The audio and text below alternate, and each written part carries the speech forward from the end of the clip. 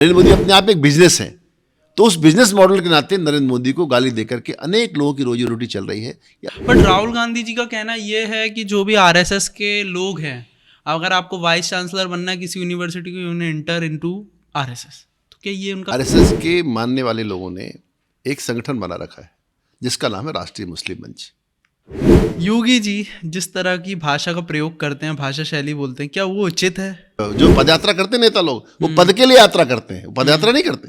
RSS के 100 साल पूरे होने वाले हैं, ठीक है, पर अभी भी उसको लोगों के द्वारा स्वीकृति उस तरीके से नहीं मिल रही, उस तरीके से एक्सेप्टेंस नहीं मिल रहा है जो मिलना चाहिए उनको।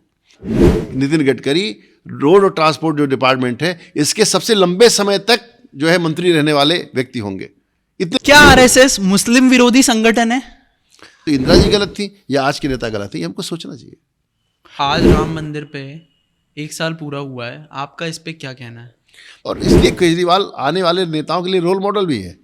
मोहन भागवत जी कहते हैं कि हर मस्जिद के नीचे शिवलिंग मत खोजिए। नहीं, शिवसेना तो पारिवारिक विवादों के नाते 3 हिस्सों में टूट गई। कि प्रयागराज में जो महाकुंभ हो रहा है, उस महाकुंभ में इतना पैसा खर्चा हो रहा है, झूठ बात बोलकर लोगों को धोखा देकर के आगे बढ़ने की बात है, उसमें हमारे भारतीय नेताओं का कोई मुकाबला नहीं है। तो गडकरी जी जो पहले भारतीय जनता पार्टी के अध्यक्ष भी रह चुके हैं, और मोदी जी की क्यों नहीं बनती है? पर उनको लगा कि नरेंद्र मोदी का नाम लेने से मोक्ष मिल जाएगा, और मिल भी गया है। आप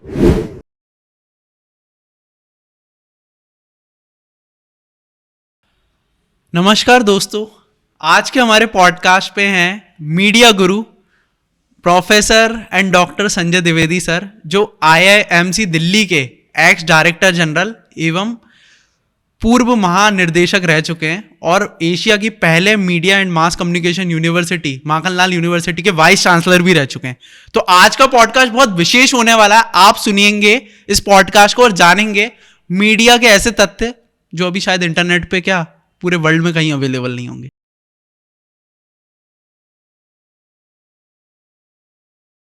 तो सर पहले तो आपका स्वागत है। थैंक यू, नमस्कार अच्युत जी सर पहला मेरा प्रश्न ये है, आरएसएस के 100 साल पूरे होने वाले हैं, ठीक है, पर अभी भी उसको लोगों के द्वारा स्वीकृति उस तरीके से नहीं मिल रही, उस तरीके से एक्सेप्टेंस नहीं मिल रहा है जो मिलना चाहिए उनको। देखिए, आरएसएस के 100 साल पूरे हो रहे हैं, एक बड़ा सांस्कृतिक संगठन है, और प्रत्यक्ष रूप से संघ के स्वयंसेवकों ने जो काम किया है उसके नाते देश की तकदीर और तस्वीर बदली है। इतने सारे क्षेत्रों में संघ काम कर रहा है कि आप कल्पना भी नहीं कर सकते। वनवासी क्षेत्रों में, गंदी बस्तियों में, मलिन बस्तियों में, और शिक्षा के क्षेत्र में, संस्कार के क्षेत्र में। देखिए, राष्ट्रीय स्वयंसेवक संघ की जब आप संगठनों की सूची देखेंगे कि उससे प्रेरणा लेकर के, उससे प्रेरित होकर के तमाम स्वयंसेवकों ने अलग अलग संगठन खड़े किए हैं। संघ का अपने आप में आप जो संघ की व्याख्या करने के लिए निकलेंगे तो संघ को आप समझ नहीं पाएंगे, क्योंकि संघ जो है एक विचारधारा और सिद्धांत से आगे बढ़कर कोई चीज़ है। संघ एक विचार है, एक ऐसा विचार जो राष्ट्र प्रथम की भावना में विश्वास रखता है। कंट्री फर्स्ट, देश उनके लिए प्रथम है, और उनसे प्रेरित होकर के विविध क्षेत्रों में लोगों ने जाकर के काम किया है, खासकर सेवा के क्षेत्र में। देखिए, दिनादारी बहुत बड़ी चीज़ है। जब आप दूसरों के दुख में आंसू पोंछने के खड़े होते हैं, ये बहुत बड़ी चीज़ होती है। कभी आप देखेंगे समाज पर संकट आता है, समाज पर जो आपदा के बादल होते हैं, कहीं कोई दुर्घटना होती है, कहीं कोई प्राकृतिक दुर्घटना भी होती है, उस समय सबसे आगे अगर कोई व्यक्ति आपको मिलता है तो राष्ट्रीय स्वयंसेवक संघ के स्वयंसेवक होते हैं। और इस नाते संघ को समाज समझता है। संघ के जो विरोधी हैं वो राजनीतिक कारणों से संघ की आलोचना करते हैं। संघ में कोई दोष ऐसा नहीं है, संघ में कोई समस्या है या संघ में कोई फॉल्ट है या कोई फॉल्ट लाइन है, उसके नाते नहीं। संघ को गालियां दे करके उनको कुछ अतिरिक्त राजनीतिक लाभ प्राप्त होता है, उसके नाते वो संघ के बारे में गलत बातें करते हैं। सर बट क्या है कि आरएसएस में कुछ 2 विचारधाराएं चलती हैं, एक शायद गोडसे जी की और एक शायद गोलवलकर जी की, तो उस पर आपका क्या कहना है? नहीं, आरएसएस का गोडसे से कोई लेना देना नहीं है। जो लोग आरएसएस को नहीं जानते वो गोडसे के साथ आरएसएस का नाम जोड़ते हैं। देखिए, आरएसएस जो है वह अपने जो उनके स्वयंसेवक होते हैं वो प्रातः स्मरण नाम की एक चीज़ करते हैं। सुबह अनेक महापुरुषों के, अनेक नगरों के, इन सब के नाम लेते हैं, उसमें महात्मा गांधी का नाम लेते हैं। तो राष्ट्रपिता महात्मा गांधी संघ के स्वयंसेवकों के लिए वैसे ही आदरणीय हैं जैसे हर नागरिक के लिए, भारतीय समाज के लिए। तो इस नाते गोडसे के साथ आरएसएस को जोड़ना ठीक नहीं है। कई बार ये चीज़ें साबित भी हो चुकी, कहीं भी जा चुकी हैं, बार बार कहा जाता, पर वोट बैंक की लालच में, अन्य अन्य कारणों से लोग हमेशा गोडसे का नाम लेते हैं, जबकि अदालतों ने इस बात को साबित किया है। अदालतों में मानहानि के प्रकरण भी चले हैं, लेकिन वो एक राजनीतिक लाभ लेने की एक जो स्पर्धा है, उसके नाते गोडसे को लोग जोड़ते हैं। जहाँ तक सावरकर जी की बात है, सावरकर जी एक ऐसे व्यक्ति हैं जिनको बहुत कम समझा गया है हिंदुस्तान में। सावरकर को पढ़ा जाना, सावरकर को समझा जाना शेष है। एक ऐसे नायक जिनके साथ बड़ा अन्याय हुआ, इतिहास ने उनको न्याय नहीं दिया, वो अब उभर करके सामने आ रहे हैं। सावरकर की विचारधारा क्या है, सावरकर का लेखन क्या है, सावरकर का संघर्ष क्या है। जब हम उसको जान जाते हैं तो सावरकर हम सबके लिए आदरणीय और श्रद्धेय हो जाते हैं। सावरकर का उस समय के सब नेताओं से संवाद है। उनका संवाद महात्मा गांधी से, उनका संवाद पंडित नेहरू से है, उनका संवाद सब लोगों से, पंडित नेहरू से भी है, वो सुभाष चंद्र बोस से भी बात कर रहे हैं। एक समाज सुधारक, एक आंदोलनकारी, एक महान लेखक, एक क्रांतिकारी जिसने जेलें भुगती, सालों साल काला पानी दिया जाना छोटी बात नहीं होती। जिस व्यक्ति को काला पानी दिया गया, उस व्यक्ति की राष्ट्रनिष्ठा पर कोई व्यक्ति भी अगर सवाल उठाता है तो ये चिंता की बात है। और मुझे लगता है अपने राष्ट्र नायकों को हमें राजनीतिक कारणों से बदनाम नहीं करना चाहिए। जिनके आगे श्रद्धा से सिर झुक जाने चाहिए, उनको लेकर हम अपमानजनक टिप्पणियां करते हैं, और उनको बिना जाने, उनको बिना पढ़े। तो मुझे लगता है पहले एक बार सावरकर को पढ़िए।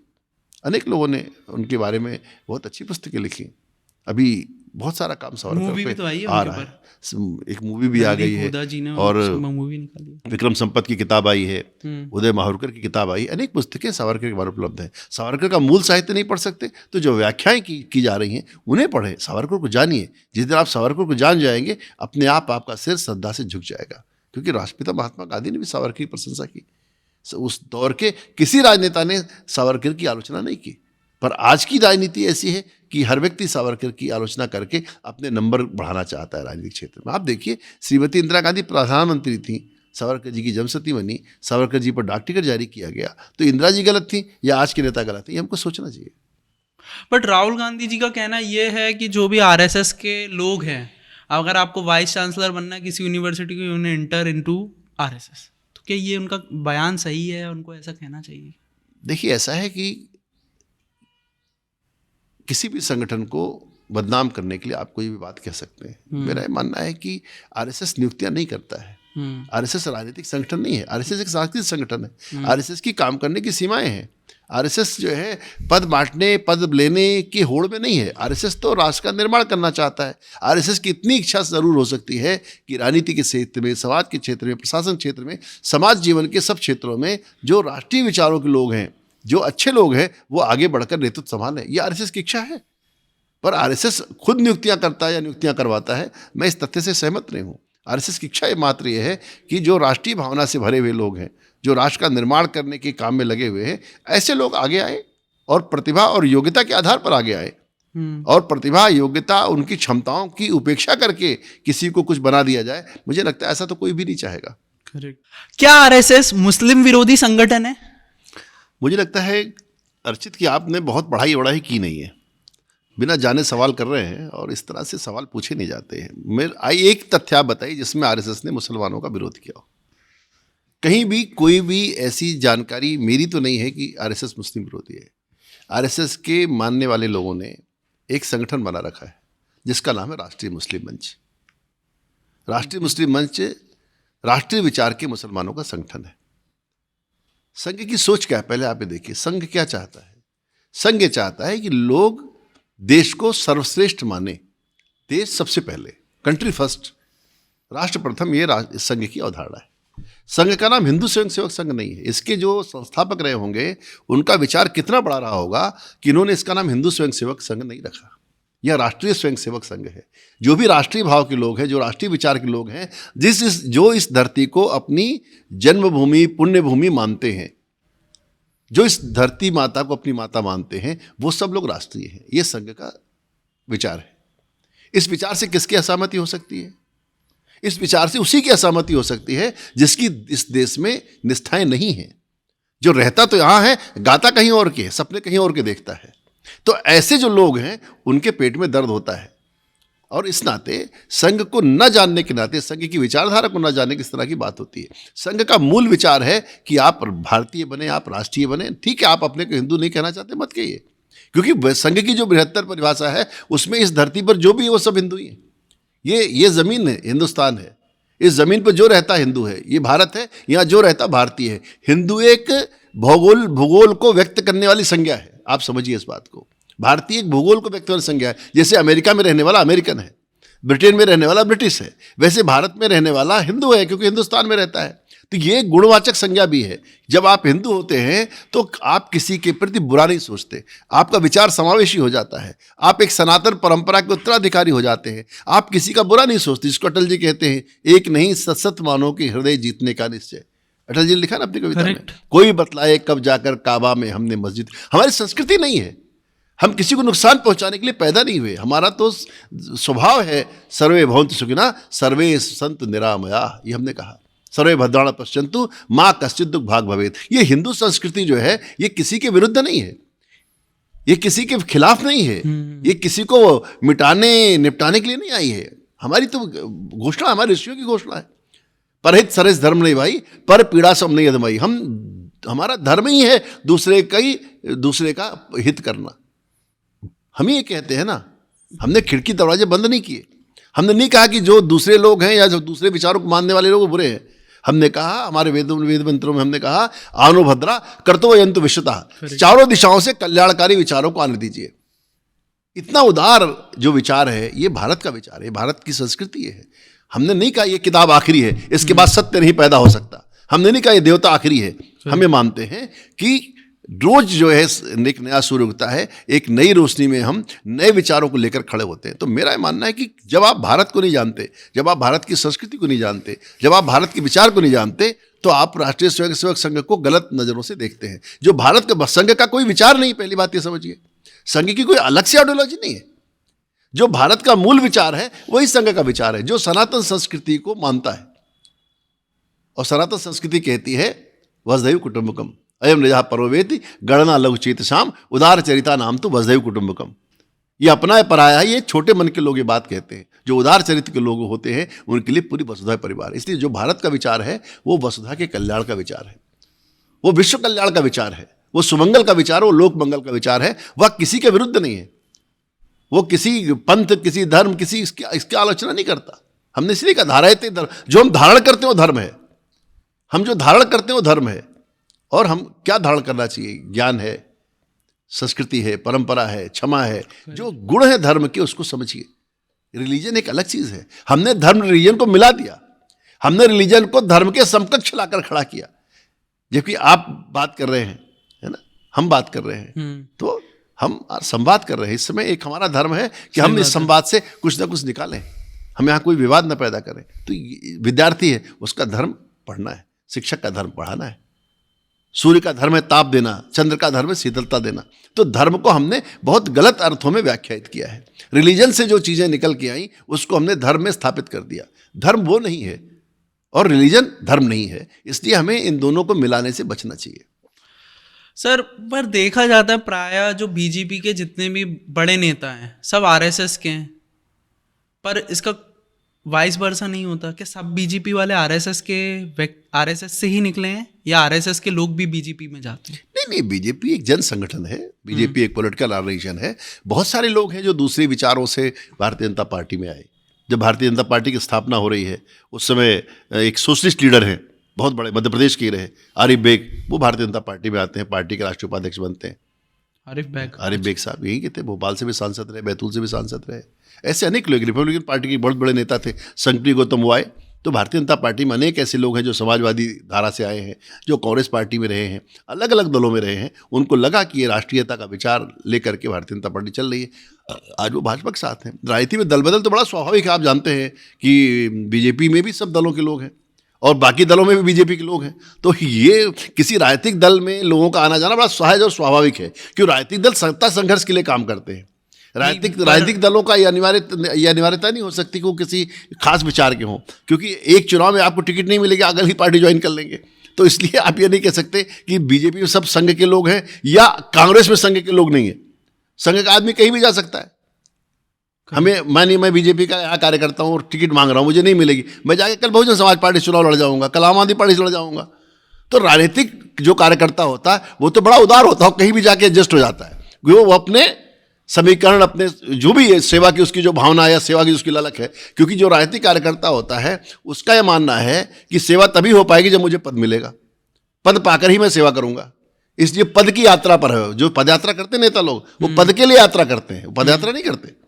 तो जो है वो इस पद यात्रा पर है। उसको लगता है कि जब हमें कोई पद मिलेगा तब मैं सेवा करूंगा, मुझे विधायक, मंत्री, सांसद कुछ बनाइए, फिर मैं समाज की सेवा करूंगा। जबकि जो सामाजिक संगठन होते हैं, जैसे संघ जैसे सामाजिक संगठन है, राष्ट्रीय स्वयंसेवक संघ है, वो पदयात्रा में नहीं है कि जब हमें पद मिलेगा। हम तो राष्ट्र की सेवा के लिए निकले हुए लोग हैं। राष्ट्र की सेवा हमें करनी है और बिना पद के करनी है। पद मिलने पर ही सेवा करेंगे, ये एक राजनीतिक कार्यकर्ता का विचार हो सकता है। पर एक जो सामाजिक कार्यकर्ता होता है वो पदों के इंतजार में नहीं होता। पद मिल जाए ठीक है, नहीं मिले तो भी ठीक है, वो स्वयंसेवक है, अपना काम करेगा। और उसको नाम भी नहीं चाहिए, उसको नाम भी नहीं चाहिए कि भाई मैं कुछ कर रहा हूं मेरा नाम छपे, पेपर में नाम हो या उसकी पॉडकास्ट हो अर्चित जैन के साथ, उसको इसकी उम्मीद नहीं है। वो बिना इस तरह की नाजायज उम्मीदों को पालता नहीं है। करेक्ट। पर एक राजनीतिक कार्यकर्ता से आप उम्मीद नहीं कर सकते, वो तो निकला ही है, राजनीतिक पद पाएगा फिर समाज की सेवा करेगा। तो इसलिए सब जगह के लोग सब जगह हैं, हर आदमी हर जगह है। बीजेपी जो पॉलिटिकल व्यक्ति है वो किसी भी दल में जाके एडजस्ट हो सकता है। जब उसके स्वार्थ पूरे नहीं होते वो दूसरा दल ज्वाइन कर लेता है। आज इस पार्टी में कल उस पार्टी में है। अनेक नेताओं को मैं जानता हूं जो कई दल टहल लिए, है ना। कई नेताओं के लिए नारा लगता है कि भाई साहब की क्या पहचान, हर चुनाव में नया निशान। ऐसे भी लोग आपको मिलेंगे इस देश में। हर चुनाव में उनका चुनाव चिन्ह बदल जाता है, हर चुनाव में उनके नारे बदल जाते हैं। तो इसलिए राजनीतिक कार्यकर्ताओं से राष्ट्रीय स्वयंसेवक संघ के स्वयंसेवकों की तुलना करना ठीक नहीं। जब कोई स्वयंसेवक भी राजनीति में चला जाता है तो उसकी जिम्मेदारी भी हमें नहीं लेनी चाहिए कि जब वो राजनीति में चला गया तो राजनीति का अपना धर्म है, राजनीति का काम करने का अपना तरीका है। जो राजनीति में जाएंगे वो राजनीति के हिसाब से ढल जाते हैं, वहाँ की अलग ही है। वो काजल की कोठरी है, काजल की कोठरी में कैसे भी सयान हो जाए, काजल कोठरी में कितना भी सयान आ जाए, कुछ कालिक लेकर लौटेगा, वो ऐसे नहीं लौट सकता। ये ध्यान रखिए। हमारे माननीय प्रधानमंत्री जी नरेंद्र मोदी जी, नितिन गडकरी साहब, अमित शाह जी, योगी जी, ये सब ध्वज को प्रणाम करते हैं आरएसएस के। तो वो आरएसएस के ध्वज को प्रणाम करने के पीछे क्या सिद्धांत होता है? देखिए, राष्ट्रीय स्वयंसेवक संघ के जो संस्थापक हुए, हाँ, डॉक्टर केशवराम बलिराम हेडगेवार एक डॉक्टर थे, प्रैक्टिशनर थे, और उनको लगा कि इस देश को खड़ा करना है। ये देश तभी खड़ा होगा जब इस देश का जो बहुसंख्यक समाज है, जो हिंदू समाज है, वह एकजुट होगा और एकत्र होगा और एक राष्ट्रीय भावना के साथ काम करेगा। उस समय आज़ादी का आंदोलन चल रहा था। आपको पता होगा कि आज़ादी के आंदोलन में भी उन्होंने सक्रिय सहभाग किया। लोग ये कहते हैं कि संघ का कोई योगदान नहीं राष्ट्रीय आज़ादी के आंदोलन में, जबकि बचपन से ही वो डॉक्टर हेडगेवार वो सक्रिय थे राष्ट्रीय आंदोलन में। उन्होंने जो मिठाई बटी महारानी के जन्मदिन को, उन्होंने मिठाई फेंक दी कि मैं मिठाई नहीं खाऊंगा, और उन्होंने अपने स्कूल से एक सुरंग बनाने का प्रयास भी किया।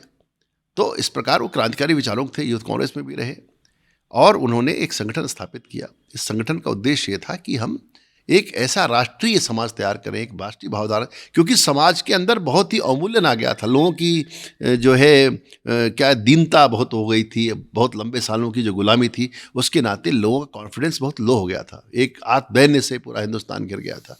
उनकी ये कामना थी कि एक सशक्त समाज खड़ा हो जो आगे चल करके जब हमें आज़ादी मिले तो अपने सपनों में रंग भर पाए। और इस नाते आप देखिए, राष्ट्रीय स्वयंसेवक संघ ने ये कहा कि उन्होंने कि हमारा कोई गुरु नहीं होगा। एक गुरु परंपरा शुरू कर सकते थे, वो स्वयं गुरु बन सकते थे, स्वयं अपनी फोटो लगा करके उस पर पूजा करवा सकते थे। उन्होंने कहा कि गुरु होगा तो भगवा ध्वज गुरु होगा, क्योंकि सालों साल से, भारत आज का तो नहीं है, भारत सालों साल से इसी ध्वज को लेकर के अपनी यात्रा करता रहा। वो भगवा त्याग का प्रतीक है। भगवा एक जो है, एक जो भगवा जो रंग है वो हमारे सन्यासियों का रंग है, हमारी सन्यास परंपरा का प्रतीक है, त्याग का रंग है, और इसलिए बलिदान का रंग है। इसलिए उन्होंने भगवा ध्वज को गुरु बनाया, जो सालों साल से भारत का गुरु है, जो सालों साल से भारत को प्रेरित करता रहा। वह भगवा ध्वज राष्ट्रीय स्वयंसेवक संघ के स्वयंसेवकों का भी गुरु है। तो जो भी स्वयंसेवक है, जैसा आपने कहा कि नरेंद्र मोदी जी, अमित शाह जी, जो भी सामान्य स्वयंसेवक भी जो हैं, वो भगवा ध्वज के सामने जाके प्रणाम करते हैं।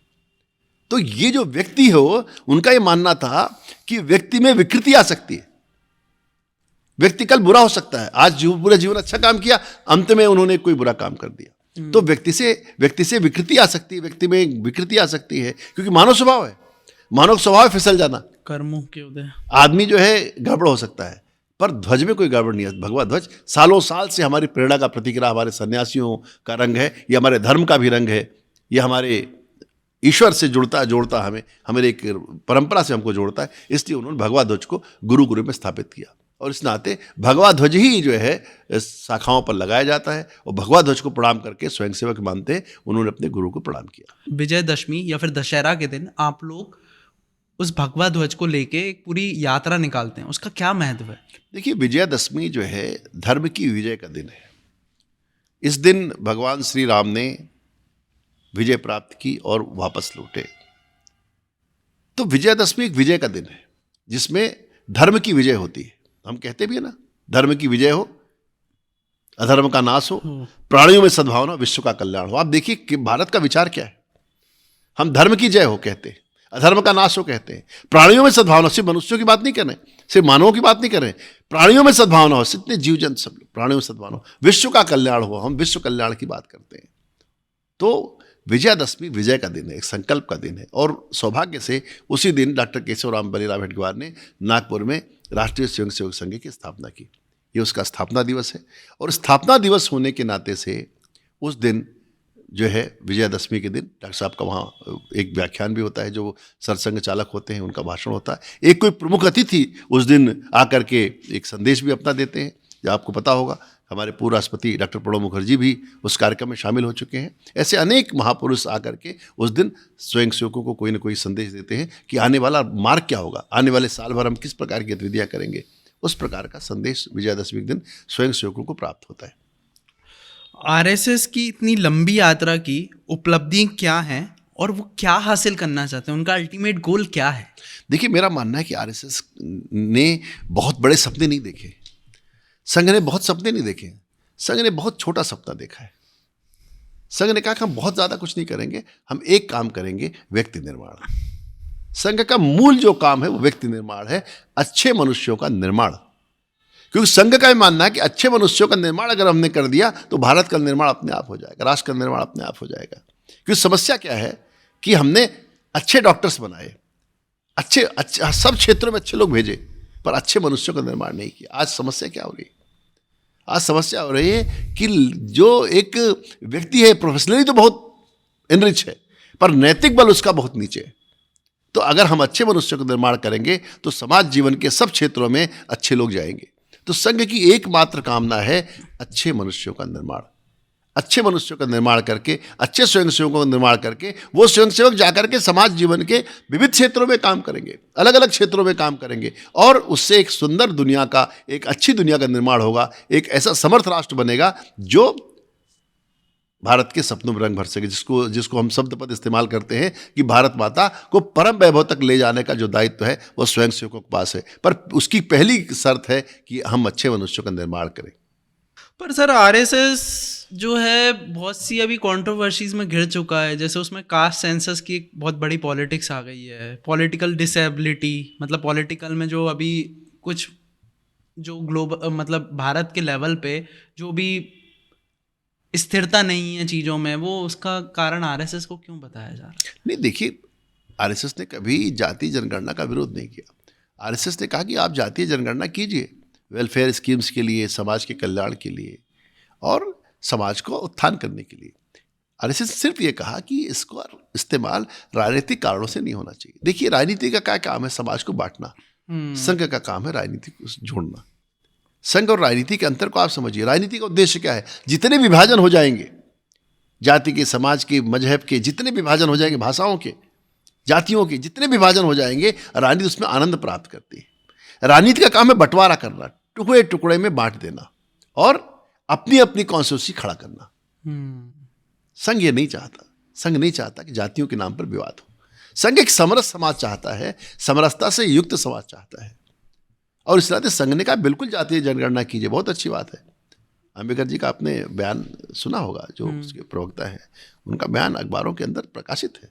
उनका बिल्कुल जातीय जनगणना हो, हमारा इससे कोई विरोध नहीं है, पर इसका राजनीतिक कारणों से इस्तेमाल नहीं होना चाहिए, क्योंकि राजनीति का जो उद्देश्य होता है वो समाज को बांटना होता है। आज जो लोग जातीय जनगणना की मांग कर रहे हैं वो जातियों के उत्थान के लिए कर रहे हैं या समाज में विभाजन गहरा हो, हिंदू समाज टूटे, इसके लिए कर रहे हैं। जब आप इसको सोचेंगे तो आपको अपने प्रश्न का उत्तर सहज मिल जाएगा। एक हिस्टोरिकल कंट्रोवर्सी जो क्रिएट हो रही है आरएसएस के बारे में कि 1948 के बाद उसको बैन कर दिया गया था, महात्मा गांधी जी की हत्या के बाद, जो गोडसे जी ने की थी, ऐसे we are saying एसेनेशन of Mahatma Gandhi, ठीक है। उसके बाद उनको बैन कर दिया गया था। तो उसके ऊपर भी आज भी कंट्रोवर्सी है कि वो हमेशा एक कल्चरल ऑर्गेनाइजेशन रहेगा, बट आजकल उन्होंने लीगल स्टैंडिंग ले ली है। इस पर आपका क्या कहना है? नहीं, देखिए, गोडसे की हत्या में जिस तरह से राष्ट्रीय स्वयंसेवक संघ का नाम डाला गया वो उचित नहीं था। कोर्ट्स ने इसको साबित कर दिया, प्रमाणित कर दिया, और उस पूरे मामले का लाभ उठा करके संघ को कुचलने का प्रयास हुआ। उसके बाद भी संघ पर प्रतिबंध लगा, संघ पर प्रतिबंध लगते रहे, और संघ कभी इससे घबराया नहीं, डरा नहीं, संघ आगे बढ़ता रहा। प्रतिबंध लगाने वाले कहाँ हैं आप उनको देख लीजिए, और आज संघ को मानने वाले लोग कहाँ हैं उनको देख लीजिए। तो संघ का क्योंकि जो विचार है वो देश को तोड़ने का विचार नहीं। महात्मा गांधी की हत्या संघ सोच नहीं सकता। जिस व्यक्ति को हम अपने प्रातः स्मरण में याद करते हैं, जिस व्यक्ति को जो है जो महात्मा गांधी स्वयं संघ की शाखाओं में गए और उन्होंने संघ की प्रशंसा की, क्योंकि महात्मा गांधी चाहते थे एक समृद्ध समाज बने, एक सुंदर समाज बने। जब उन्होंने जाकर देखा कि संघ की शाखाओं में कोई जात पात नहीं है, सब लोग साथ बैठकर भोजन कर रहे हैं, डॉक्टर अम्बेडकर ने इसकी प्रशंसा की, महात्मा गांधी ने प्रशंसा की। तो संघ की जो कार्यशैली है उसकी सबने प्रशंसा की, पर अन्य कारणों से या राजनीतिक कारणों से कह लीजिए संघ पर प्रतिबंध लगाया गया। बाद में भी लगाया गया, इमरजेंसी के समय में भी लगाया गया। तो इससे कुछ हासिल तो होता नहीं, क्योंकि जो संगठन का मूल भाव, क्योंकि संघ का अपना कोई मूल विचार नहीं, मैंने आपसे कहा संघ जो है मूलतः एक भारत का विचार लेके चलने वाला संगठन है। और कई हमारे जो विद्वान हैं वो इस बात को कहते हैं कि संघ दरअसल सिद्धांत और विचारधारा से ज़्यादा व्यवहार है। अपने व्यवहार से, अपने आचरण से, अपने कर्म से संघ के स्वयंसेवकों ने साबित किया कि वो किस तरह के लोग हैं। जैसे आप देखिए, हम अपने तमाम सारे प्रधानमंत्रियों को याद करते हैं, सबका महान योगदान है, पर संघ ने 2 ही प्रधानमंत्री दिए, एक अटल बिहारी वाजपेयी, एक नरेंद्र मोदी। आप बताइए कितना सम्मान हमारे हृदय में पैदा हो जाता है जब इन दोनों के नाम लेते हैं। तो कई बार संगठनों का मूल्यांकन करते समय हमें ये देखना चाहिए उनका योगदान क्या है। संघ ने प्राइमरी एजुकेशन के क्षेत्र में जो काम किया, शिशु मंदिरों के माध्यम से गांव-गांव विद्यालय खोले, एकल विद्यालयों के माध्यम से छोटे छोटे स्थानों पर वनवासी गिरिवासी क्षेत्रों में स्कूल चालू किए। उन्होंने, वो हायर एजुकेशन में जा सकते थे, उनका नहीं, हमारा काम पहले हम प्राइमरी एजुकेशन को ठीक करेंगे और सामान्य जन तक शिक्षा पहुंचाएंगे। वनवासी कल्याण आश्रम का आप काम देखिए, वनवासी कल्याण आश्रम के माध्यम से उन्होंने जो आदिवासी समाज के लोग हैं उनकी सेवा का एक बहुत बड़ा काम किया। सेवा भारती आज मलिन बस्तियों में इतना सारा काम कर रही। तो जब आप उसके सेवा के काम को देखेंगे, जो उसके आप कंट्रीब्यूशन को देखेंगे, तो इस प्रकार के जो प्रश्न हैं वो आपको निरर्थक नजर आने लगेंगे। एक चीज़ और है सर कि जो संघ है, संघ का कैसे बदला स्वरूप।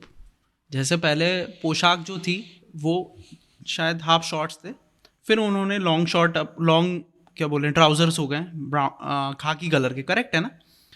तो ऐसे ही क्या चेंजेस 2025 में आने वाले हैं या फिर जो 2024 में आए हैं उनके बारे में आप बताएंगे क्या? देखिए, संघ ने समय के साथ साथ, संघ क्या है, जड़वादी संगठन नहीं है। संघ जड़ता में विश्वास नहीं रखता। संघ का मानना है कि युगानुकूल परिवर्तन, युग के अनुसार परिवर्तन करो। संघ कोई जड़वादी संगठन नहीं है। संघ अपने को बदलता रहता है समय के साथ, समय की चुनौती। मूल जो उसका अधिष्ठान है वो भारत और भारत की संस्कृति है। जैसे अभी 2025 में जब संघ 100 साल पूरे करने जा रहा है, जिसके नाते आप मुझसे संवाद कर रहे हैं, तो संघ ने 5 प्रण लिए हैं। सरसंघ चालक ने 5 विषयों को उठाया है कि इन 5 मुद्दों पर बात करेंगे। पहला है कुटुंब प्रबोधन, कि भारत की जो शक्ति है परिवार है, हमें अपने परिवारों को एकत्र करना है, एकजुट करना है, और उनमें जो भारतीय जीवन मूल्य है, इंडियन वैल्यूज हैं, उनको लेके आना है। दूसरी बात सरसंघ चालक जी ने कही है सामाजिक समरसता। समाज को तोड़ने के प्रयास में शक्तियां लगी हैं, हम समाज को जोड़ने का काम करेंगे, समाज में समरसता पैदा करेंगे। हम सब भाई बंधु हैं, हम सब भारतीय एक हैं, ये भावना पैदा करेंगे। उसमें हिंदू मुसलमान नहीं, उसमें सब हैं। सामाजिक समरसता के लिए हम काम करेंगे, पर्यावरण संरक्षण के लिए काम करेंगे। आज कितना बड़ा खतरा हमारे पर्यावरण को है। तो ये 5 इनिशिएटिव लिए हैं जिसमें स्वदेशी जीवन शैली भी है कि हम स्वदेशी जीवन शैली अपना करके भारत को परम वैभव तक लेके जाएंगे और साथ साथ नागरिक शिष्टाचारों का पालन करेंगे। आज हम जितने पढ़े लिखे होते जाते हैं उतना नियमों का उल्लंघन करते हैं, नियमों को तोड़ते हैं। और इसके नाते 5 चीज़ें संघ ने 2025 में तय की हैं अपने शताब्दी वर्ष में। पहला कुटुंब प्रबोधन, दूसरा सामाजिक समरसता, तीसरा पर्यावरण संरक्षण, चौथा स्वदेशी जीवन शैली और 5वां नागरिक शिष्टाचार। इनके आधार पर एक भव्य श्रेष्ठ भारत बनाना है। तो आप ये देखिए कि इन 5 चीज़ों को अगर हम करके पूरा करते हैं तो कितनी सुंदर दुनिया बनेगी, कितनी अद्भुत दुनिया बनेगी और एक ऐसा भारत बनेगा जो दुनिया के सामने सम्मान के साथ, गौरव के साथ खड़ा हो सकेगा और भारत माता निश्चित रूप से परम वैभव जो हमारा सपना है उसको प्राप्त करेगी। 91 में आरएसएस और शिवसेना दोनों ने, जब बाबरी मस्जिद गिरी थी तो दोनों ने साथ में करके उस चीज़ में एक दूसरे का सहयोग किया था। बट आज इन दोनों के संबंधों के बारे में आपका क्या कहना है? नहीं, शिवसेना तो पारिवारिक विवादों के नाते 3 हिस्सों में टूट गई, तो उसमें आरएसएस का कोई योगदान नहीं है। वो तो उनके आपस के झगड़े थे और जो संघ को मानने वाले विचारक हैं वो तो मानते हैं कि भाई शिवसेना का एक हिंदू समाज की एकता में और एक गौरव पैदा करने में महाराष्ट्र के अंदर बहुत बड़ा योगदान रहा है। शिवसेना के योगदान को, बाला साहब ठाकरे के योगदान को नकारा नहीं जा सकता, बहुत बड़ा उनका योगदान है। और एक विचारक के रूप में, एक मास लीडर के रूप में जो बाला साहब ठाकरे का योगदान है वो निश्चित रूप से बहुत बड़ा है। और परिवार में विभाजन हुआ, पहले तो आपने देखा कि भाई भतीजे लड़ गए जैसा होता है, राज ठाकरे उद्धव ठाकरे अलग हो गए। बाद के दिनों में जिस प्रकार की स्थितियाँ बनी राजनीतिक कारणों से, उद्धव ठाकरे भी उन्होंने एक अलग रास्ता ले लिया, पर आज उनको भी लग रहा है कि गलती हो गई। आज जिस तरह के चुनाव परिणाम आए हैं उससे उद्धव ठाकरे को भी लग रहा होगा गलती होगी कहीं ना कहीं। तो एक राजनीतिक चीज़ें हैं, राजनीतिक पोस्टिंग है, इस पर बात करने कोई मतलब नहीं है। और राष्ट्रीय स्वयंसेवक संघ का इसमें कोई योगदान भी नहीं है। संघ तो यही चाहता कि हिंदू समाज एकजुट रहे, सब एक साथ चले, सब मिल करके रहे और आपस में विवाद होना नहीं चाहिए। पर राजनीतिक महत्वाकांक्षाएँ ऐसी होती हैं कि लोग अपने रास्ते बदल लेते हैं। मैंने कहा ना, अनेक ऐसे लोग हैं जो दूसरे दलों में गए, दूसरे विचारधाराओं में चले गए, तो उनको रोका नहीं जा सकता। राजनीतिक कारणों से जो फैसले होते हैं वो तो होंगे, वो होते रहेंगे। करेक्ट। आरएसएस क्या बहुत उदार संगठन हो गया है? क्योंकि आरएसएस के चीफ मोहन भागवत जी कहते हैं कि हर मस्जिद के नीचे शिवलिंग मत खोजिए। तो आपका इस पे क्या टेक है या क्या कहना है? देखिए, संघ हमेशा से उदार था। संघ की जो सोच है वो कि भारत एक हो, भारत श्रेष्ठ हो और भारत साथ मिलकर के चले। जो माननीय सरसंघ चालक जी ने कहा है, परम पूज्य सरसंघ चालक जी ने, उन्होंने इसी दृष्टि से कहा है कि हमें अनावश्यक विवादों में नहीं पड़ना चाहिए। जो अनावश्यक विवाद हैं, गली गली विवाद खोजने से भारत की जो एकता है, जिस तरह से हम एक साथ रहते आए, उस भावना को कहीं ना कहीं ठेस लगेगी।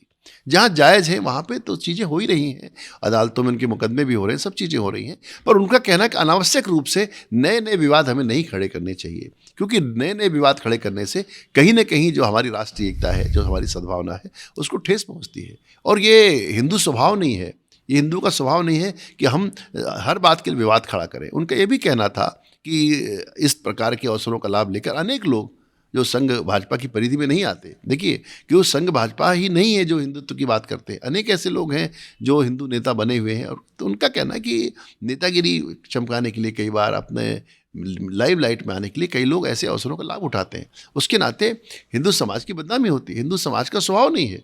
हमने जो भी चीज़ें प्राप्त की हैं, अर्जित की हैं, वो एक कानूनी तरीके से, कानूनी माध्यमों से प्राप्त। जैसे राम जी का मंदिर बना, इतनी लंबी लड़ाई हिंदू समाज ने उसकी लड़ी, कितने कार सेवकों ने अपनी जान खोई है ना, इतनी लंबी लड़ाई लड़ी, इतने सालों के बाद जो है मंदिर। आप सोचिए किसी भी राष्ट्र में जो उसके प्रथम आराध्य हैं, उनके मंदिर के लिए हिंदू समाज 75 साल प्रतीक्षा करे आज़ादी के बाद। ये हिंदू समाज ही कर सकता है, और ये सिर्फ भारत में संभव है, क्योंकि हिंदू समाज की जो सहिष्णुता है यही उसका मूल स्वभाव है। लड़ करके, झगड़ करके, कत्लो-गारत करके ये हमारा स्वभाव नहीं है।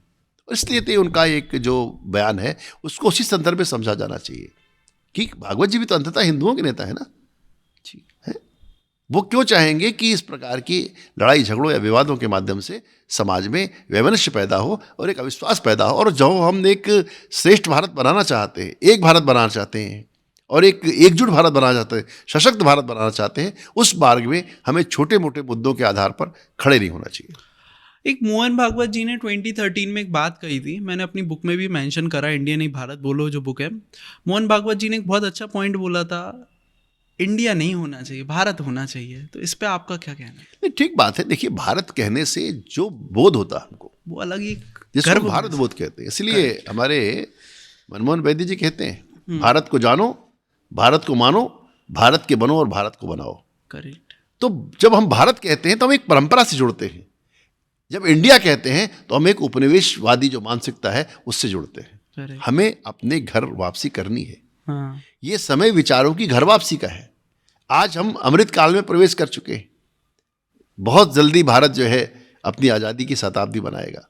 एक पुराना राष्ट्र जिसने इतने सारे संघर्ष झंझावात देखे और एक लंबी यात्रा पर निकला हुआ है, उसके कुछ उद्देश्य हैं, उसके कुछ सपने हैं। उन सपनों में हमें रंग भरना है, उन आकांक्षाओं को पूरा करना है जो हमारे राष्ट्र नायकों ने देखी, हमारे सेनानियों ने देखी। और इस नाते इस मार्ग पर हमें आगे बढ़ते जाना है।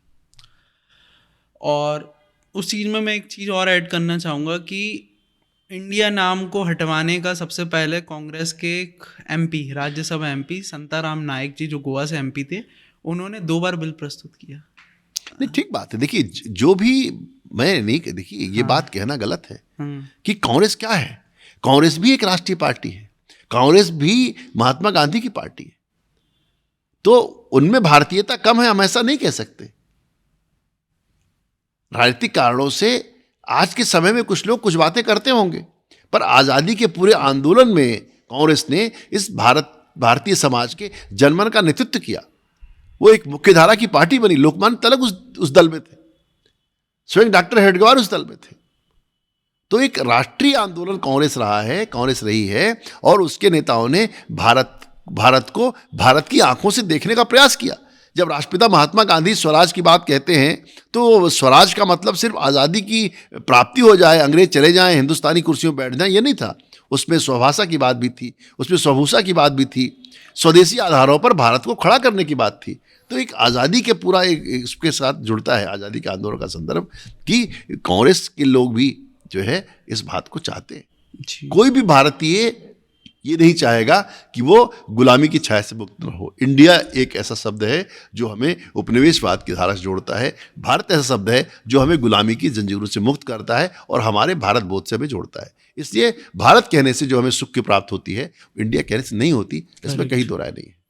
और हमारे वेद पुराणों में भी ये सब लिखा हुआ है कि भारत शब्द मेंशन। भाई देखिए, विष्णु पुराण की घोषणा है, उत्तरम यत् समुद्रस्य हिमाद्रत शैव दक्षिणम वर्षम तद भारती नाम भारतीय तत्संतति।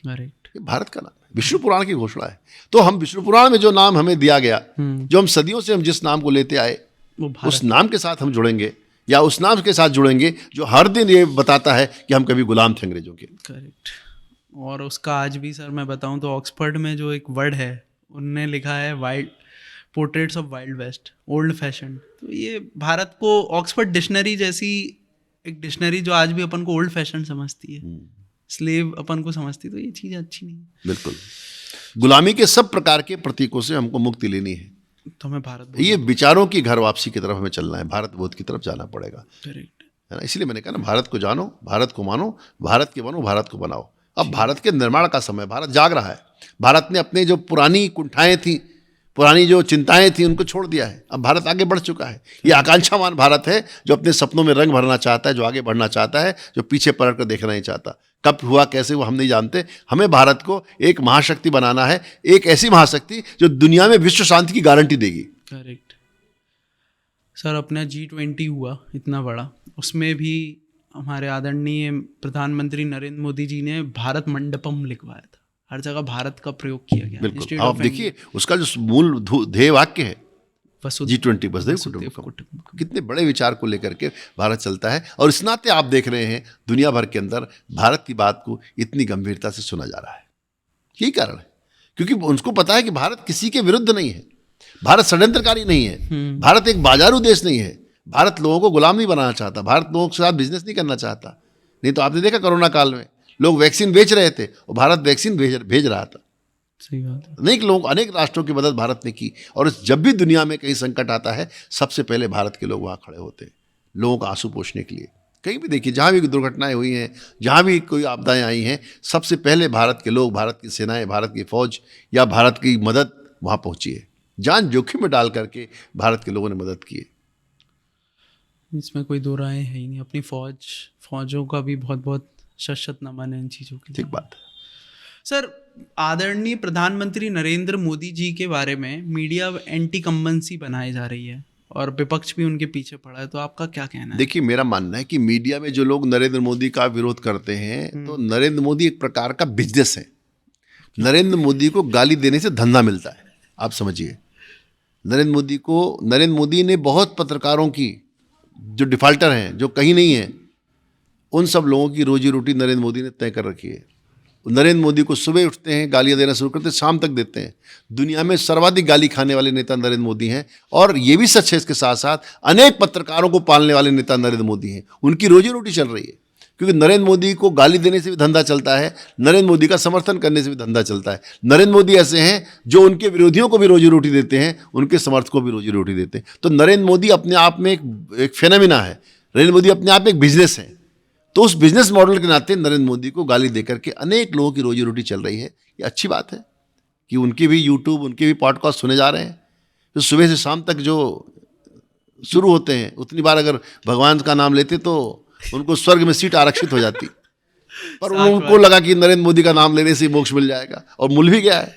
आप देखिए उनकी फॉलोइंग, देखिए लोगों की कि किस तरह से वो, मतलब एक भारत के इतने लोकप्रिय प्रधानमंत्री को लांछित करके, उसको अनाप शनाप बातें कह के, बिना बेशहर की बातें करके भी उनका काम चल रहा है। जबकि पत्रकारिता की गारंटी है वस्तुनिष्ठता, ऑब्जेक्टिविटी। लेकिन नहीं, ऑब्जेक्टिव नहीं है वो सब्जेक्टिव भी नहीं, वो ऑब्जेक्टिव भी नहीं है। उनके पास तथ्य भी नहीं है, उनके पास सिर्फ मुंह है, और उन्हें बोलना है नरेंद्र मोदी के खिलाफ। करने दीजिए, क्या नुकसान है जी। योगी जी जिस तरह की भाषा का प्रयोग करते हैं, भाषा शैली बोलते हैं, क्या वो उचित है? नहीं, योगी ने ऐसा क्या कह दिया, मैं तो नहीं समझ पाता योगी ने ऐसा कुछ किया। मेरा ये मानना है कि ऐसी बातें, ऐसे सच जो कल तक राजनीति नहीं बोलती थी, राजनीति जिन विषयों पर लीपापोती करती थी, योगी आदित्यनाथ उन विषयों पर भी बोल देते। मोदी और नरेंद्र मोदी और योगी आदित्यनाथ, इनकी खूबी ये है, जिन विषयों को राजनीति एड्रेस नहीं करती थी, उन विषयों को ये दोनों नेता एड्रेस करते। जिन विषयों पर लोग खामोशी ओढ़ लेते थे, उन विषयों पर भी योगी आदित्यनाथ अपनी बात रख सकते। और इस नाते बहुत बेचैनी है। सच सुनना बहुत कठिन होता है, सच कहना कठिन है, उससे कठिन सच को सुनना है। और इतनी बड़ी कुर्सियों पर बैठे लोग जब इस तरह की बात कहते हैं, तो लोगों को लगता है क्या हो रहा है। क्योंकि एक प्रकार का ये राजनीतिक संस्कृति में बहुत बड़ा परिवर्तन 2014 के बाद आया है। और इस नाते ऐसे असुविधाजनक प्रश्न जो नहीं उठाए जाते थे राजनीति के द्वारा, जिन पर राजनीति लीपापोती करती थी, उन प्रश्नों पर आज योगी आदित्यनाथ अगर बोलते हैं तो देश उनकी बात को ध्यान सुनता है। ऐसे ही वो मास लीडर नहीं है। आज देखिए तो प्रधानमंत्री नरेंद्र मोदी के बाद सर्वाधिक लोग उनको सुनना चाहते हैं। चुनाव की सभाओं में आप देखेंगे सबसे ज़्यादा उनकी मांग रहती है। अभी चाहे महाराष्ट्र का चुनाव आपने देखा, या आपने उड़ीसा का चुनाव देखा, या आपने तब वहाँ का हरियाणा का इलेक्शन देखा, सर्वाधिक मांग थी कि यहाँ पर आदित्यनाथ की सभा हो जाए। आपने हैदराबाद में देखा किस प्रकार की पूरे देश में उनकी बातें सुनी जा रही, इसलिए कि वो दिल से बात कहते हैं। और जब आप दिल से बात कहते हैं तो लोगों को अच्छी लग जाती है। और योगी आदित्यनाथ दिल से बात कहने वाले आदमी हैं। वो इस बात की बहुत परवाह नहीं करते कि इसका फर्क क्या पड़ेगा। वो सच कहते हैं और सच कड़वा होता है। और सच को सुनने के लिए आपको अपना हाजमा दुरुस्त करना चाहिए। पहले एक हमारी संत हैं, वो राम जन्मभूमि के आंदोलनों में एक गीत पढ़ती थी, उसमें सच चाहे जितना कड़वा हो, घुस जाए चीरता सीने में, सुनने वाला तिलमिला उठे, लथपथ हो जाए पसीने में। तो नरेंद्र मोदी और आदित्यनाथ जो बातें करते हैं उससे लोगों को पसीना आ रहा है, इसमें कहीं कोई दो राय नहीं। बट सर, एक संवैधानिक पद पे कोई बैठ के इस तरीके की बात कर रहा है, टिप्पणी कर रहा है, क्या वो सही है? नहीं, वो क्या कह रहे हैं, वो कह रहे हैं भाई जो गुंडागर्दी करेगा, हाँ, जो बदमाशी करेगा, उसका एनकाउंटर हो जाएगा, उसके घर बुलडोजर चल जाएगा, उसको बख्शा नहीं जाएगा। वो देखिए कोई शरीफ आदमी तो मैं उसको छोड़ूंगा नहीं, ऐसा तो नहीं बोला उन्होंने। या अच्छे लोगों के लिए मेरी सरकार जो है उन्हें बर्बाद कर देगी। उन्होंने कहा जो गुंडे हैं, जो माफिया हैं, वह तो उत्तर प्रदेश छोड़ दें या उनकी जगह जेलों में है। मतलब थोड़ा सा साफ कहते हैं। आमतौर पे हमें आदत नहीं रही है इतने बड़े पदों पर बैठे लोग इस तरह साफ साफ बात करें। हमें झूठ सुनने की आदत रही है। आज वो व्यक्ति झूठ नहीं बोलता, सच बोलता है। सच हमें थोड़ा कड़वा लगता है, हमें लगता है क्या बोल रहा है, जबकि वो बोलते किसके लिए? वो देशद्रोहियों के लिए बोलते हैं, वो आतंकवादियों के लिए बोलते हैं, वो माफियाओं के लिए बोलते हैं। उन्होंने किसी शरीफ आदमी के लिए नहीं बोला, किसी भले आदमी के लिए नहीं बोला कि तुम्हारा घर उजड़ जाएगा। करेक्ट। क्या योगी जी प्रधानमंत्री बनने योग्य है? मुझे लगता है भारतीय जनता पार्टी के पास एक लेगेसी ऑफ लीडरशिप है। बहुत सारे ऐसे लोग हैं जो प्रधानमंत्री बन सकते हैं, पर अभी मुझे लगता है कि जब तक नरेंद्र मोदी जी परिदृश्य में है तब तक किसी के नाम पर विचार करना ठीक नहीं है। क्योंकि अभी देखिए, नरेंद्र मोदी जी का जो नेतृत्व है वह एक बहुत ही ज़बरदस्त नेतृत्व है। सारी दुनिया उनके नेतृत्व को मानती है और एक जो उनकी मास अपील है वो बनी हुई है। जनसंवाद के, कम्युनिकेशन के एक्सपर्ट हैं वो। मतलब उन्होंने एक अपना, जब भारतीय मीडिया ने गोधरा के बाद उनको एक तरह से लांछित करना शुरू किया तो उन्होंने अपना एक स्वयं का कम्युनिकेशन मॉडल डेवलप किया है। वो ऐसे लीडर हैं जो स्वयं मैन टू मैन कनेक्ट करते हैं। वो किसी मीडिया के सहारे नहीं है, वो डायरेक्ट पब्लिक से संवाद कर रहे हैं। और ऐसे नेता की उपस्थिति जिसने एक तरह से सकारात्मकता भारत के अंदर पैदा की है, जिसने दुनिया के अंदर भारत की एक श्रेष्ठ छवि पैदा की है, तो मुझे नहीं लगता अभी आने वाले चुनाव में भी किसी प्रकार के परिवर्तन का कोई सवाल है। तो मुझे नहीं लगता कि अभी प्रधानमंत्री जैसे पद पर हमें चर्चा करनी चाहिए। अभी तो नरेंद्र मोदी हैं, थे और रहेंगे, मुझे ऐसा लगता है। और एक पॉइंट और आता है कि आपने मोदी जी की बात करी है, तो गडकरी जी जो पहले भारतीय जनता पार्टी के अध्यक्ष भी रह चुके हैं, और मोदी जी की क्यों नहीं बनती है? नहीं, मुझे लगता है कि नितिन गडकरी की मोदी से नहीं बनती, ये बात आपको किसने बताई? मुझे नहीं पता। मीडिया ने। आप ये देखिए कि किस तरह का नैरेटिव बनाया जाता है।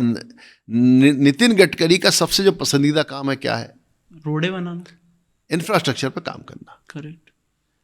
वो अकेले ऐसे मंत्री हैं जो 2014 से आज तक उस विभाग के मंत्री बने हुए हैं, जो उनका सबसे प्रिय काम, उस काम को कर रहे हैं। कोई छेड़छाड़ उनके मंत्रिमंडल में नहीं की गई। ये अपने आप में इस बात गवाही है कि प्रधानमंत्री का उन पर भरोसा है, प्रधानमंत्री का उन पर विश्वास है। सवाल क्या है कि मीडिया कुछ ना कुछ चाहिए होता है। देखिए, प्रधानमंत्री तो देश में एक ही होगा, कई नहीं हो सकते। मंत्री कई हो सकते हैं, मंत्रियों के विभाग बदले जा सकते हैं। पर नितिन गडकरी, जब इतिहास लिखा जाएगा तो इस बात को आप नोट करिएगा, नितिन गडकरी रोड और ट्रांसपोर्ट जो डिपार्टमेंट है, इसके सबसे लंबे समय तक जो है मंत्री रहने वाले व्यक्ति होंगे।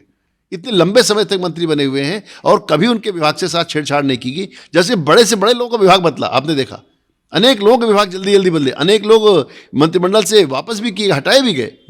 पर वो अकेले हैं जो 2014 से आज तक अपने सबसे पसंदीदा विभाग के मंत्री बने हुए हैं। फिर हमें ये कहने का अधिकार क्या है कि वो मोदी के पसंदीदा मंत्री नहीं है? जबकि मोदी का भी, प्रधानमंत्री मोदी को भी आप देखेंगे, उनका भी इंटरेस्ट क्या है?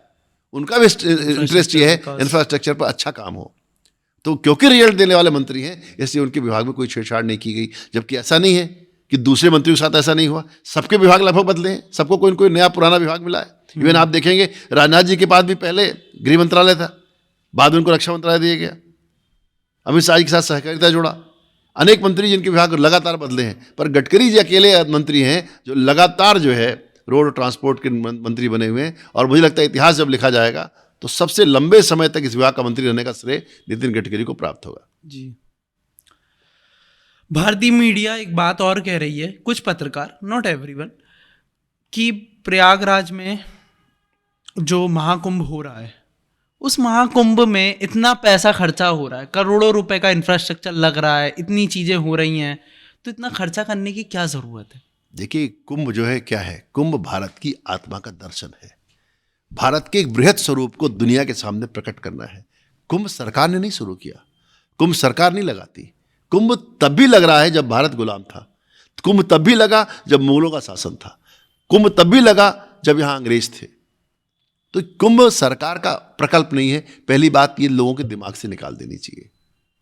इतनी बड़ी व्यवस्थाएं खड़ी होती रही हैं और लोग आकर के सदियों से करते रहे। और केवल अकेला प्रयागराज में नहीं होता, अनेक स्थानों पर कुंभ लगते हैं और एक लंबी परंपरा इसकी है, इसका एक लंबा इतिहास है। और इस बहाने हम अपनी वैश्विक जो छवि है दुनिया के अंदर वो प्रस्तुत करते हैं कि भारत किस तरह से जगत के कल्याण के लिए, भारत किस तरह से लोक मंगल के लिए विमर्श करता है, और विमर्श की एक जगह हमने बनाई कुंभ के नाम से। यहाँ जो डिस्कोर्स होता है, यहाँ जो आकर के लोग कल्पवास करते हैं, यहाँ जो परंपराएं हैं, उनको समझने की ज़रूरत है कि भारत की संस्कृति की गहराई क्या है, भारत क्या है। ये जो हमारा भारत ऐसा है कि जो अंदर भी है और भारत बाहर भी है। कुंभ में जो बाहर प्रकट हो रहा है उससे ज़्यादा हमारे अंदर कुंभ घटित होता है। तो कुंभ की जो परंपरा है उसको हमको समझना पड़ेगा कि कुंभ क्यों, कुंभ किस लिए, कुंभ में आकर कल्पवास करना, कुंभ में आकर स्नान करना, उसकी क्या महिमा है, किन कारणों से हम इससे जुड़े हुए हैं। ये हमारा एक तरह का मेला नहीं है, ये हमारी आध्यात्मिक परंपरा का एक तरह से प्रकटीकरण है, सार्वजनिकीकरण है कि हम एक हमारी जो आध्यात्मिक परंपरा है उसका हम एक साथ दर्शन करते हैं।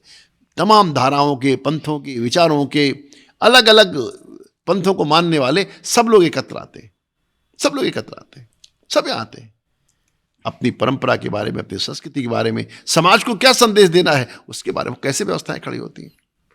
इतनी शानदार व्यवस्थाएं खड़ी होती हैं, आपको भोजन, जलपान, सब तरह की व्यवस्थाएं खड़ी होती हैं, और ये कोई सरकार नहीं करती। सरकार सिर्फ अधोसंरचना उपलब्ध कराती है कि इतना बड़ा तंत्र खड़ा हो रहा है, उसके लिए अधोसंरचना, सुरक्षा के इंतजाम, सड़कों का इंतजाम सरकार सिर्फ हमको स्ट्रक्चर से बना के देती है। बाकी कुंभ तो समाज के उससे चलता है, संतों महंतों के आशीर्वाद से, हमारे गुरुजनों के आशीर्वाद से सालों साल से चलता रहा है, और एक परंपरा के साथ भारत जुड़ा हुआ दिखता है। और इस नाते कुंभ जैसे उत्सवों पर जो लोग सवाल उठाते हैं वो भारत को नहीं समझते, भारत की ज्ञान परंपरा को नहीं समझते, भारत की आध्यात्मिक परंपरा को नहीं समझते, और मुझे लगता है कि उन्हें थोड़ा और पढ़ने की ज़रूरत है। जी सर, हर नेता हिंदुओं का नेता बनना क्यों चाहता है? नहीं, देखिए, हिंदुओं के नेता क्यों, लोग अपनी अपनी जातियों के नेता बनना चाहते हैं, लोग अपने अपने समाजों के नेता बनना चाहते हैं। क्योंकि देखिए, जब आप किसी खास सेक्टर की बात करते हैं आपको एक फॉलोइंग मिलती है। हिंदुओं के नेता कहाँ लोग बनना चाहते हैं, लोग जातियों के नेता बनना चाहते हैं। हिंदू के नेता कौन बनना चाहता है, लोग जाति के नेता बनना चाहते हैं, क्योंकि जाति के साथ एक फॉलोइंग आती है। इस जाति के तेरे लोग खड़े हो जाएंगे, जैसे मानिए मैं जिस जाति का हूँ उस जाति के लोग मेरे पीछे खड़े हो गए, तो मैं कितना भी गधा हूँ मेरी एक फॉलोइंग खड़ी हो गई, मेरे पीछे लोग खड़े हो गए, ये माने बिना कि मेरे अंदर क्या योग्यता है। तो ये जो सेक्टरिंग होती है, जो पोस्चरिंग होती है, इस प्रकार से लोग अपनी कॉन्स्टिट्यूंसी खड़ी करते हैं। इसके बाद राजनीतिक दलों से कहते हैं कि भाई हमारे समाज कितने लोग हैं, आप हमें यहाँ टिकट दे दीजिए, क्योंकि हमारा समाज जो है यहाँ बड़ी संख्या में रहता है। अब उनकी योग्यता क्या है, उनकी क्षमता क्या है, समाज के प्रति उनकी सोच क्या है, इससे मतलब नहीं है। राजनीतिक दल भी बाध्य होकर के जातिगत आधार पर फैसले करते हैं। इसलिए जाति अपने आप में एक एजेंडा बन गई है, हिंदुत्व एजेंडा नहीं इस देश का, ध्यान रखिए। जाति के आधार पर इस देश की राजनीति धर्म के नाम पर नहीं हो रही है, पंथ के नाम पे नहीं हो रही। तो ये जरूर एक समय सोचने की ज़रूरत है कि ये चीज़ें क्यों उठाई जाती है। क्षेत्र, भाषा, जाति के मामलों में हम कब तक फंसे रहेंगे, कब तक इस मुल्क में भारतीयों की तलाश होती रहेगी। आपको यहाँ जातियाँ मिल जाएंगी, इंडियन नहीं मिल, भारतीय नहीं मिलेगा आपको। यहाँ पर ब्राह्मण, वैश्य, शूद्र, मुसलमान, हिंदू सब मिल जाएंगे, आपको इंडियन खोजना पड़ेगा। इसलिए हमें भारतीय बनना है। प्रथम हमारी पहचान है भारतीय होना, हमारी पहली और अंतिम पहचान भारत है, और हमारी पहली और आखिरी किताब संविधान है। लोग संविधान लेके घूमते हैं पर संविधान की मूल आत्मा को नहीं समझते। हम सर्वपंथ को आदर देने वाले लोग हैं, हम सबका सम्मान करने वाले लोग हैं, और एक ऐसी संस्कृति खड़ा करना चाहते हैं जहाँ किसी का अनादर ना हो, जहाँ किसी की उपेक्षा ना हो, जहाँ सबको समान अवसर हो, जहाँ सब अपने सपनों में रंग भर सकें। वो भाषा, जाति के आधार पर, किसी भी आधार पर उनके साथ भेदभाव ना हो। और मुझे लगता है राजनीति ने जो विमर्श इतने वर्षों में खड़ा किया है उसने देश को तोड़ा ज़्यादा है, जोड़ा कम है। सर, एक पॉइंट और आता है, अरविंद केजरीवाल जो आपकी तरह मफलर पहनते हैं, ठीक है, आम आदमी है, तो उन्होंने जो रेवड़ी बांटने की व्यवस्था स्थापित कर दी राजनीति में, क्या वो उचित है? देखिए, राजनीति का काम, मैंने कहा ना, राजनीति 2-3 आधारों पर चलती है। राजनीति का पहला काम है विभाजन, फूट डालो राज करो, जो अंग्रेज सिखा के गए, हमने इसको छोड़ा नहीं, सीख लिया। दूसरा है बांटो और वोट लो। तो ये केजरीवाल ने किया ऐसा नहीं कह सकते, ये सालों साल से हो रहा है। शराब बट रही है, कंबल बट रहा है, धोतियाँ बट रही हैं। एक गरीब देश में आप क्या कर सकते हैं? एक गरीब देश में लोगों को खरीदना आसान होता है, उनकी भावनाओं से खेलना आसान होता है।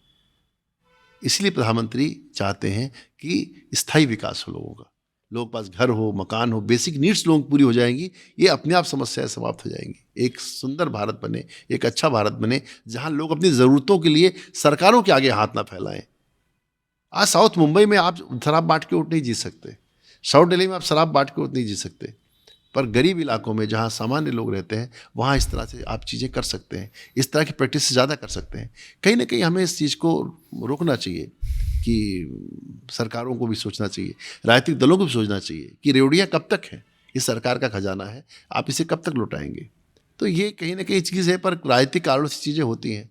उसको केजरीवाल का नाम ज़रूर आता है, केजरीवाल थोड़ा इस मामले में थोड़ा आगे बढ़ करके काफ़ी फ्रंट फुट पे आ गए, पर बाकी सरकारों ने भी उनका अनुगमन किया। आप देखेंगे तमाम राज्य सरकारें आज जो है फ्री बीज की बातें कर रही हैं, साउथ में भी ये हो रहा है, उत्तर भारत में हो रहा है, सब जगह हो रहा है। तो ये समाज के कल्याण की कामना से होता तो ठीक था, समाज के उत्थान की कामना से इस धन का उपयोग ठीक है, पर सिर्फ वोट बैंक के लिए, सिर्फ वोट की लालसा में अगर हम ये चीज़ें कर रहे हैं, जिससे अचानक सारी सरकारें महिला समर्थक हो गई, अचानक सारी सरकारों को महिलाओं में जो है बहनें लाडली दिखने लगी, है ना।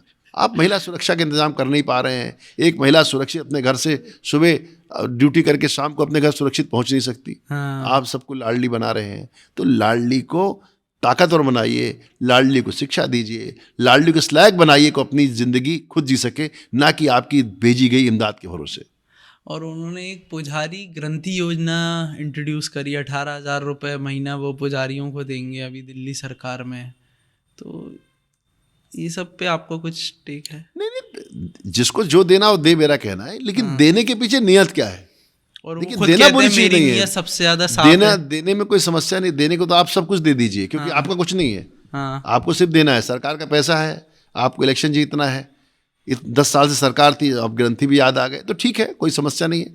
आपको बांटना है आप बांटिए, पर बांटने के पीछे नियत क्या है ये अब लोग समझने लगे हैं। नहीं, एक चीज़ और आती है कि वो बोलते हैं मेरी नीयत ही पूरे देश में सबसे साफ़ है, मेरी नीयत इतनी साफ़ है कि मैंने इतना करा विकास, मैंने शिक्षा पे काम करा है, हेल्थ पे काम करा है। बाकी मतलब मुझे क्या, आप मुझे इसमें करेक्ट करिए कि बाकी राज्यों में काम नहीं हुआ है क्या? नहीं, सब देखिए, सब सरकारें अपने हिसाब से काम करती हैं, उन्होंने भी किया होगा, ऐसा नहीं कि कुछ काम नहीं करती। एक सरकार है, उसके पास बजट होता है, हाँ। अब बजट है, उसे खर्च करना है, कहीं ना कहीं काम करता है। पर जहाँ तक झूठ बोलने की स्पर्धा है, झूठ बात बोलकर लोगों को धोखा देकर के आगे बढ़ने की बात है, उसमें हमारे भारतीय नेताओं का कोई मुकाबला नहीं है। उसमें कोई कितना भी आगे बढ़ सकता है और कोई किसी भी स्तर पर जा सकता है। इस नाते सिर्फ केजरीवाल एक व्यक्ति नहीं है, केजरीवाल एक प्रवृत्ति है। ये भारतीय राजनीति की समस्या है कि यहाँ पर बिना इस प्रकार का आचरण किए आप आगे बढ़ नहीं सकते। और इसलिए केजरीवाल आने वाले नेताओं के लिए रोल मॉडल भी है कि आप कैसे बहुत कम समय में एक पार्टी को खड़ा कर सकते हैं, कैसे अपनी हर बात से आप पलट सकते हैं।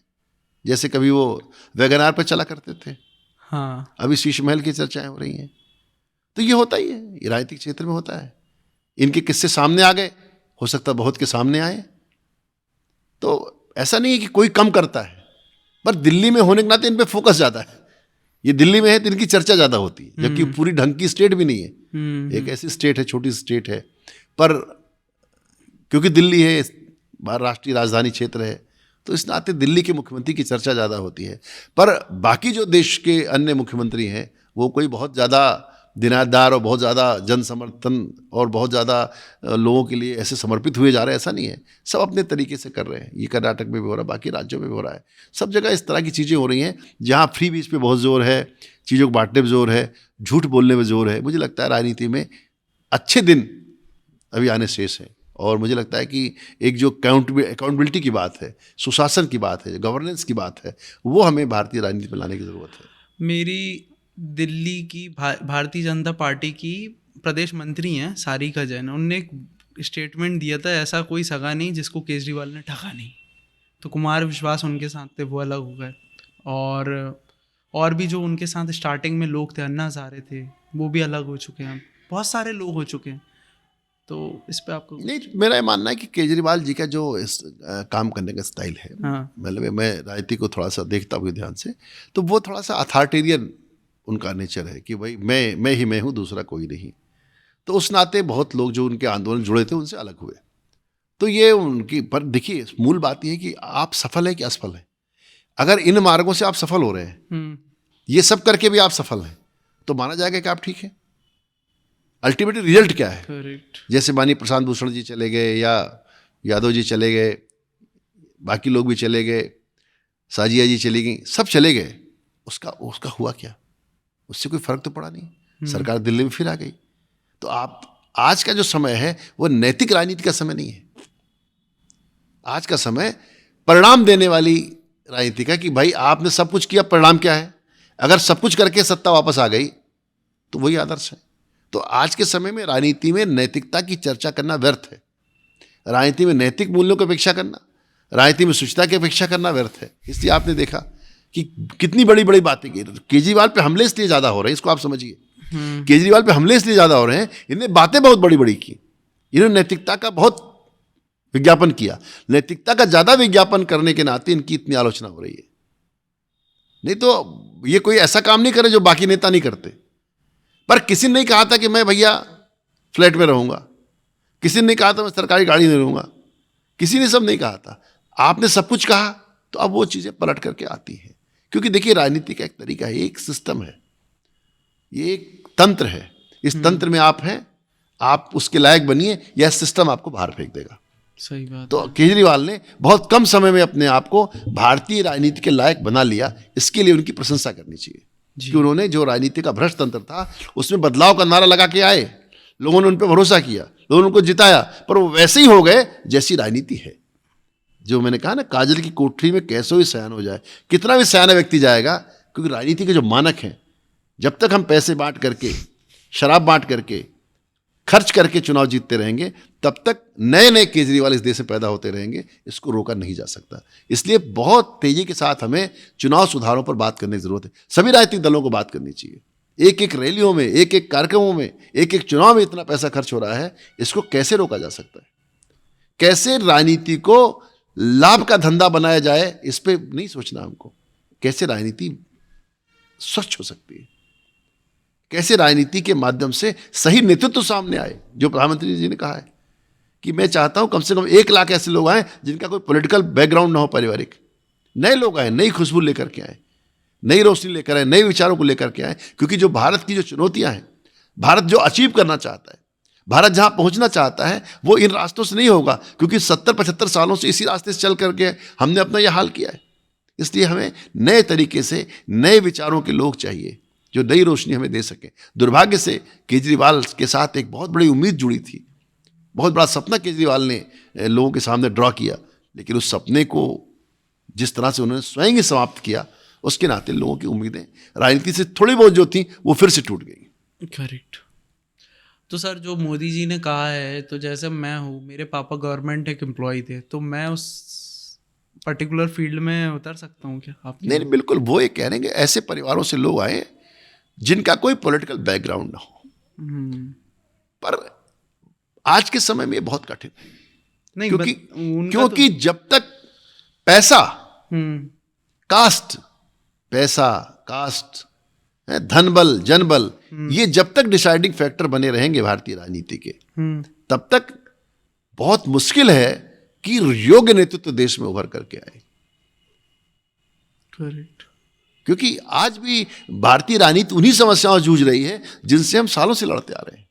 जागरूकता समाज में आई, ये बात ठीक है, समाज जागरूक हुआ है, लोगों तक सूचनाएं पहुंच रही हैं लोग, पर राजनीति आज भी कम बुरे व्यक्ति को चुनने का व्यवसाय है। Correct sir. 10 लोग खड़े होते हैं, उसमें हम कम बुरे आदमी को चुन सकते हैं, इससे ज्यादा क्या कर सकते हैं?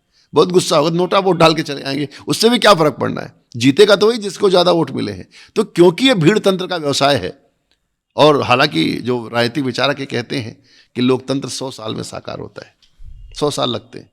हमने 76 साल तो पूरे कर लिए, 25 है ना, अब अपने 23-22 साल बचे हैं 100 साल पूरे होने में। देखिए, हो सकता है हमारा लोकतंत्र ज़्यादा परिपक्व, ज़्यादा, एक उम्मीद तो रखनी चाहिए, क्योंकि डेमोक्रेसी से अच्छी कोई दुनिया में व्यवस्था नहीं है। ये सर्वश्रेष्ठ व्यवस्था है, क्योंकि लोगों के द्वारा है, लोगों के लिए है, लोगों की ही है। तो इस नाते यह बेस्ट व्यवस्था है। इस व्यवस्था में कैसे कमियां कम करते हुए आगे बढ़ें, और कैसे हम अपने लोकतंत्र को ज़्यादा जीवंत, ज़्यादा प्राणवान, ज़्यादा जनधर्मी, ज़्यादा लोक समर्थित बनाते चलें, इस पर हमें काम करने की ज़रूरत है। और मुझे लगता है कि जो नए लोग आएंगे वो इस बारे में ज़रूर विचार करेंगे। सर, आज राम मंदिर पे 1 साल पूरा हुआ है, आपका इस पे क्या कहना है? देखिए, राम मंदिर का जो निर्माण हुआ है, देश की आध्यात्मिक सामाजिक आकांक्षाओं का प्रकटीकरण है। ये राम का मंदिर नहीं था, ये राष्ट्र मंदिर है। क्योंकि राम इस देश के सबसे लाडले सपूत हैं। राम जैसा बेटा, राम जैसा भाई, राम जैसा पति, राम जैसा पुत्र, मतलब राम क्या, राम जैसा मित्र, राम क्या नहीं, मतलब जितनी छवियां आप देखेंगे राम की, राम हर छवि में कंप्लीट, करेक्ट। उनसे बड़ा उदार, मतलब एक जो हम एक रोल मॉडल खोजना चाहते हैं कि ऐसा आदमी जिसमें कोई गड़बड़ नहीं हो, जिसमें कहीं, और फिर भी वो व्यक्ति सब होने के बाद भी अन्याय के विरुद्ध लड़ता है और विजय प्राप्त करता है। पर आप देखिए राम के जीवन का संदेश देखिए, राम अधिनायकवादी नहीं है, राम किष्किंधा विजय करते हैं, पर राम किष्किंधा पर राज नहीं करते। किष्किंधा के जो भूमिपुत्र हैं सुग्रीव और अंगद, उन्हीं की ताजपोशी करते। राम लंका विजय करते हैं, राम लंका पर राज नहीं करते। ये भारत का चरित्र है कि हमने अन्यायी सत्या को हटाकर वहां कब्जा नहीं किया। राम ने लंका विजय की, वहां के भूमिपुत्र जो थे उनके भाई रावण के विभीषण का राज तिलक किया। राम जमीनें नहीं कब्जा करते, राम लोगों का दिल जीतते। राम निषाद को गले लगाते हैं, राम शबरी के जूठे बेर खाते हैं, राम सामाजिक समरसता के अग्रदूत हैं, राम समाज को जोड़ने वाले व्यक्ति हैं, राम उत्तर से लेकर दक्षिण तक भारत को जोड़ते हैं। आप देखिए, आप किसी भी राज्य में जाएंगे राम के नाम के लोग मिलेंगे। उत्तर प्रदेश में रामविलास, रामचंद्र सब मिल जाएंगे। आप आगे बढ़ेंगे, रामचंद्र मिलेंगे, रामलू मिलेंगे, रामन्ना मिलेंगे, रामलिंगम मिलेंगे। राम का जो नाम है वो भारत में एक लोक व्याप्ति है राम के नाम की, इतना बड़ा नाम है।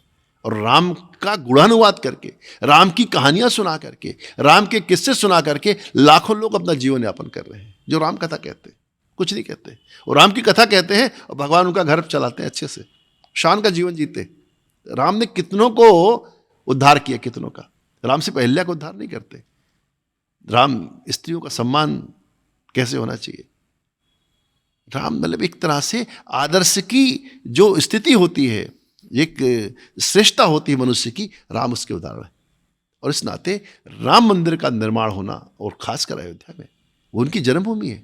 लोग कहते हैं ये सामान्य मंदिर है, मंदिर हट के, अरे भाई आप ये सोचिए, जन्मभूमि नहीं बदलती किसी की, वो राम का मंदिर है। लोगों ने कहा मिथक है, थे ही नहीं, ये तो गप गल्प कहानियां हैं। आप देखेंगे कि पूरे देश में राम से जुड़े स्थान, राम ने जो जो किया, राम ने जहां जहां गए, सब जगह राम के पदचिन्ह हैं, राम की स्मृतियां हैं।